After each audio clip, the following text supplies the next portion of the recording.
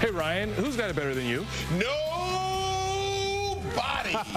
Hey, go Blue. We had a huge celebration on the field in Texas after the Michigan Wolverines win the College Football National Championship. That maize and blue madness is also breaking out in Ann Arbor, where we have Robin Murdoch.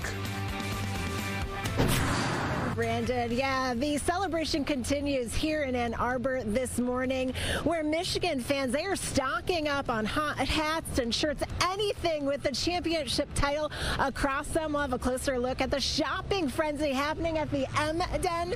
That is straight ahead. Hey, good morning. Thank you for joining us on this Tuesday, this Victory Tuesday. Have you gotten any sleep yet? Yeah, plenty for this show. I'll sleep in February, maybe after the Super Bowl. There we go. There we go. Right?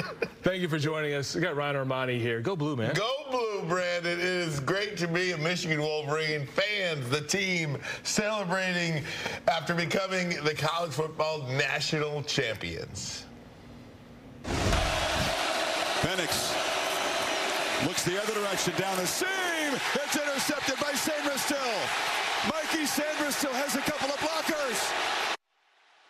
Well, that play sealed it for Michigan. That late interception setting the Wolverines on their way to the title. And even President Biden is sending congratulations to the University of Michigan. He posted on social media this morning, "Today you are the true victors, bringing your team's first championship win since 1997 home to Ann Arbor. You've made every American who dons the maize and blue proud." How great is that? I know, to get a shout out from the president. So from the White House to the home of the Big House, fans are celebrating Michigan's national championship. So our coverage continues this morning. We're live in Ann Arbor. That's where Fox 2's Robin Murdoch. She is live from the M-Den, where a lot of people are trying to get their national championship shirts and hats and whatever. Robin. Yeah, you are not kidding, guys. The second the M-Den opened up this morning, as you can imagine, there was a flurry of Michigan football fans that were ready to embrace this moment, almost 3 decades in the making, and of course, spent a little money. I already told my boss, hey, I'm going to go to Ann Arbor when we win because I need to get the merchandise, and I knew it was going to be crowded in here, so I'm just glad I got here nice and early. To the end zone! The rush is no longer on the football field, but inside the M-Den in Ann Arbor as Michigan fans rush to represent the newest national champs. The excitement contagious. I was dropping my kids off at school this morning, so I have twins, and like, see you later, twins, have a good day. There's a fender bender. It's a pretty, bad situation. Lady gets out, she looks at it, and she's like, don't worry about it, go blue. And everybody's like, go blue. It's so beautiful. So it's just one of those things that, brings everybody together. Go blue. Go blue. Look at you guys. Did you guys even sleep? As soon as the State Street store opened on Tuesday morning, customers were grabbing the latest and greatest gear with a title across the shirts and hats we have not seen since 1997. A 34-13 victory over the Huskies, creating a shopping frenzy. We're hustling. As soon as we open the doors, we just got busy. So we're hustling, getting what we have out, that's so that customers could come get some things to remember yesterday. Our phones have been ringing all morning. We're ready to go, though. This merchandise, a hot commodity, as Michigan's faithful football fans buy a few things for themselves and, of course, their family and friends. This national championship title worth sharing, no matter the cost. That's exactly what I'm doing, living on a high, gonna go spend a paycheck or two, and yeah, go blue. Now, that gentleman you just heard from, he actually showed me his shopping list, and he did have a couple dozen people on it that he was buying for today. People, they are spending hundreds of dollars inside the M-Den, and it is money well spent. We are live here in Ann Arbor. I'm Robin Murdoch for Fox 2 News. Robin, it is great to see all the smiles on the fans' faces, the students, alumni, and just the fans in general.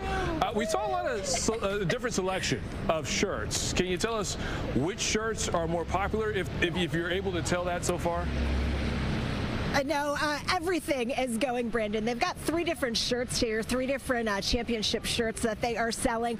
All of them are very, very popular. They've been stocking up on these because obviously they know they are going to be in big demand, and they do expect the demand to stay strong here over the next month. And it's really nice when you look around, though. Everybody is wearing blue and yellow today, and there really is just a different vibe here in Ann Arbor. Everybody is just so excited about what this team accomplished. Back to you.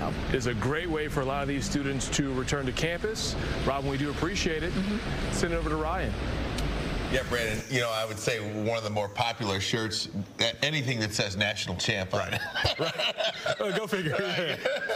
There was also a celebration on the field in Houston after the University of Michigan beat Washington 34-13. The team dominated on both sides of the ball. That defense stifling the Huskies' high-powered offense. Of course, we cannot forget about Michigan's run game. They racked up 300 yards to run away with that win, and that includes 2 early scores from West Bloomfield's own Donovan Edwards. Fox 2 Jennifer Hammond.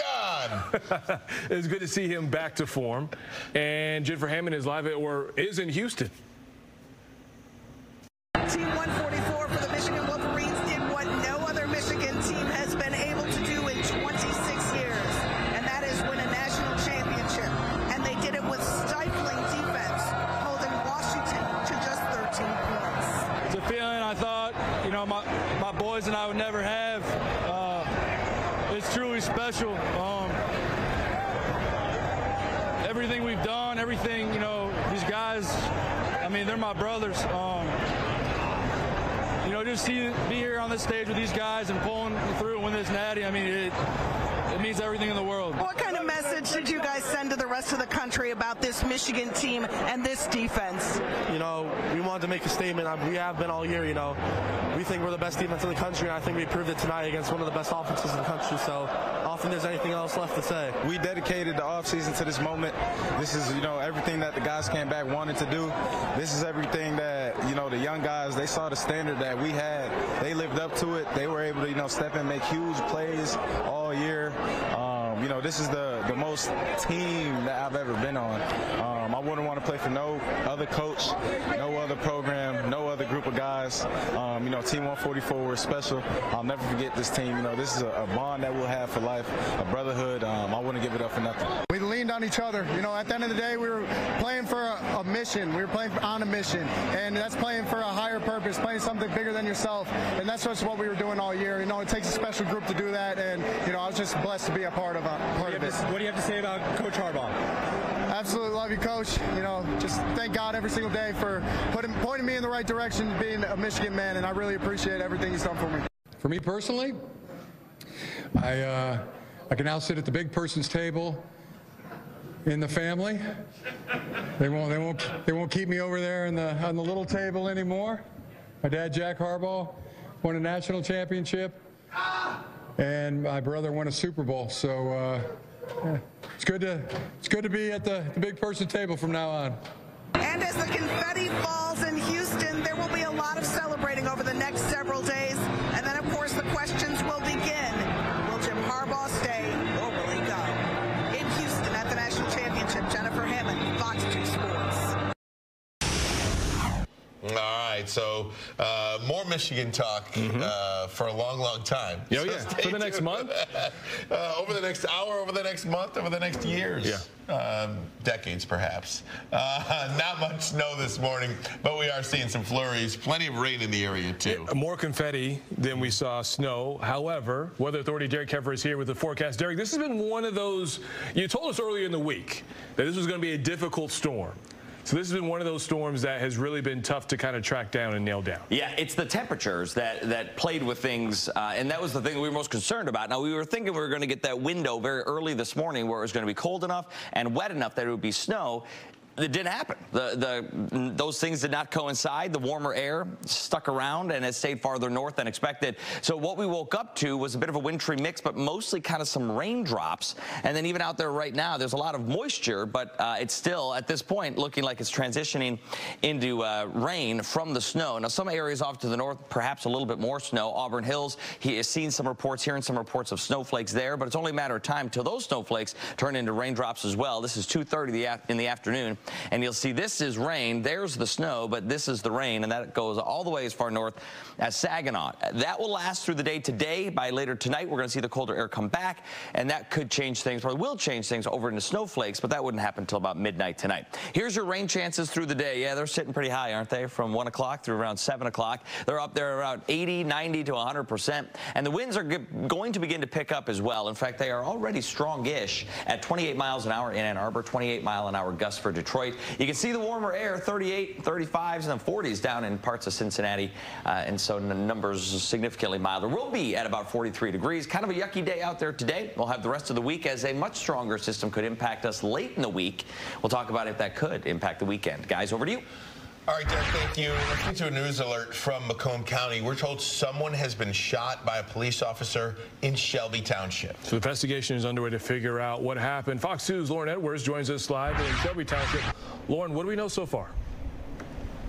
Guys, a developing story out here in Shelby Township. One of their very own police officers involved in that shooting this morning over at an apartment complex called Shelby Oaks. Take a look at the scene about what we saw when we stepped onto the scene around 10, 11 this morning. And this is all what it looked like, roped off with yellow tape everywhere, police cars everywhere. Now, they are not releasing a lot of information at this time, but I can tell you that when I was on the scene earlier, I saw both Shelby Township Police and the Macomb County Sheriff's Office were out there investigating the scene. A lot of detectives walking around. Now, we also got a chance to speak with a woman who lives in the area. She does not want to be identified, but she says she sees police at Shelby Oaks often and says that this morning their lights woke her up.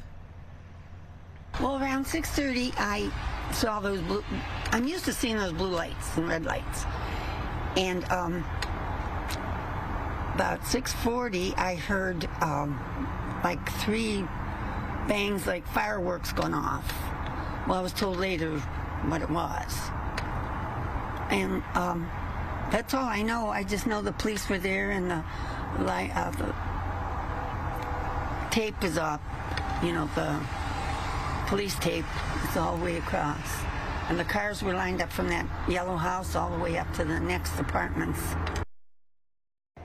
Now, the investigation, again, is underway, and police say that they will release information later on today. As soon as we get those updates, we'll make those available to you. For now, reporting live in Shelby Township, Lauren Edwards, Fox 2 News. You know, Lauren, typically when you talk to people that don't want their identities revealed, there's some element of fear there. But from the moments that you were able to spend in that neighborhood, can you kind of set the scene for us on what it was like over there in that neighborhood? Absolutely. As soon as I stepped on the scene out there, it was roped off in yellow tape. The front or the entrance of that apartment complex, nothing but yellow tape. And I just walked around, took a couple pictures, took some notes, saw yellow markers on the ground, spoke with investigators who declined interviews at the time, but detective and investigators walking throughout the area, many of them on their phone, many of them talking to one another. But the entire entrance of that apartment complex was roped off with yellow tape. Lauren, we appreciate it. We hope those families and those residents can stay safe for the rest of the day and not have to worry about anything else coming from this. We do appreciate it. Thank you so much. Thanks. All right, 11:13 the time. Coming up, what a mess. Crews working to remove a semi-truck after the driver slams under an overpass in Detroit. That story coming up. And also this morning, this one is a heartbreaker here. A local couple dies in a crash with a wrong-way driver who police say was racing away from officers. What we're learning about the victims who sadly leave behind 6 children, all under the age of 9. New this morning, a truck crashes into an overpass, causing a big problem in southwest Detroit. So thankfully nobody was hurt, but here's the problem. The truck is stuck, like really stuck. And I want you to take a look at this. This happened in the 1200 block of Central Avenue. Somehow the vehicle got under the overpass, but then wrecked and then got wedged under the bridge. Couldn't move forward, and because of the weight of whatever the truck was hauling, it couldn't move backward. We are hearing that the truck has since been removed. The parents of 6 kids killed instantly by a wrong-way driver who police say was on the lodge attempting to get away from troopers. And one person's actions has robbed these young children of growing up with their parents. And Fox News' Dave Spencer has learned more about the innocent couple and the kids that they've left behind. The crash happened around 1:30 Saturday morning on the lodge near Civic Center Drive, a crash so violent it closed the highway down for nearly 12 hours. 45-year-old Ryan Ambrosio and his 43-year-old wife Jen were killed instantly. At Our Lady of Sorrows Catholic Church in Farmington Hills, the loss is felt by many. I consider this church as really a big family. It's very good people, very caring. Everybody pitch in and just help each other, and such a wonderful community. And I'm so grateful that I am the director of music ministry, and I have so many choir members who wanted to come to celebrate the life of Jen and Ryan. A funeral will be held for the couple at this church on Saturday. The music director, Noriko Ernst, says the family will select the music on Tuesday. This will be deeply personal for Ernst as she teaches 3 of the 6 Ambrosio children piano lessons. They're such a focused, very, very well-mannered kids, very quiet, shy. She says the children, ranging in ages from 2 to 9, are a perfect reflection of their parents, a testament to the way they were raised. I just had a lesson 5 days ago, and I said, just see you next week. And nothing, I thought nothing about anything like this tragedy. The couple's death has impacted a lot of people. Just a day after the crash, a GoFundMe page was set up to help the surviving kids. More than $140,000 has been raised and counting. So many people are generously donating, and they deserve it. Really, they are like that kind of people we want to help. They were always there for people and always looking so happy. Those kids are all in our thoughts and our prayers and our hearts. And that was Dave Spencer reporting. And as for the suspects, according to the police, the 35-year-old driver and his 29-year-old passenger are in serious condition, but they are expected to survive. Criminal case has been handed over to the Oakland County prosecutor. Well, hundreds of Boeing jets still grounded after a door blows off a plane mid-flight. The latest on the investigation coming up. Former President Donald Trump back in court today here in Washington. I'm Doug Luzader. We'll have more on that and the latest from the campaign trail just ahead. Well, all of Boeing's under 56,000 employees are being summoned to an all-hands meeting today, and this is after a door plug blew off in Alaska Airlines plane mid-flight, forcing an emergency landing. We told you about this yesterday. The plug was found in the backyard of a home in Oregon. It, along with the plane's black boxes, are being sent to the headquarters of the NTSB for further inspection. The mid-air emergency forced a temporary grounding and immediate inspection of other Boeing 737 MAX 9 jets. United Airlines says it found loose door plug bolts on several planes. Former President Donald Trump is back in Washington this morning for another court appearance. So he is asking a federal appeals court, to intervene in his election interference case. Fox's Doug Luzader has more on the move, which comes with the Iowa caucuses now less than a week away. Well, this is yet another case that could be headed to the Supreme Court, with the campaigns in Iowa now reaching a fever pitch. It's hard to see, but that appears to be former President Trump arriving last night at Dulles Airport just outside of Washington.